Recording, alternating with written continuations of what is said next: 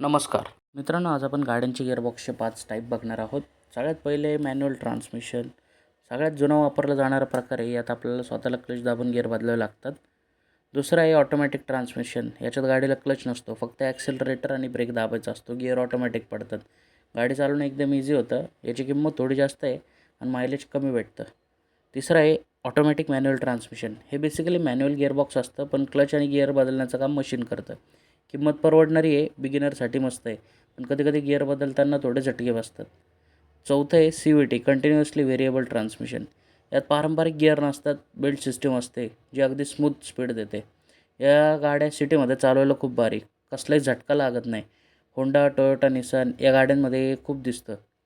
पाचवा प्रकार आहे DCT, dual clutch transmission. Speed आणि परफॉर्मन्स आवडणाऱ्यांसाठी हे भारी पर्याय आहेत. यात दोन क्लच असतात, एक ऑड गिअर्स आणि एक इवन गिअर्स. यामुळं गिअर बदलणं एकदम जलद आणि स्मूथ होतं, पण याचं मेंटेनन्स थोडं महाग असू शकतं. सहावा पर्याय IMT, इंटेलिजंट मॅन्युअल ट्रान्समिशन. हा नवीन प्रकार आहे. यात क्लचला पॅडल नसतो, पण गिअर आपल्यालाच बदलायचे असतात. याची ड्रायव्हिंग इझी आहे आणि थोडं मॅन्युअलचा फील पण येतो.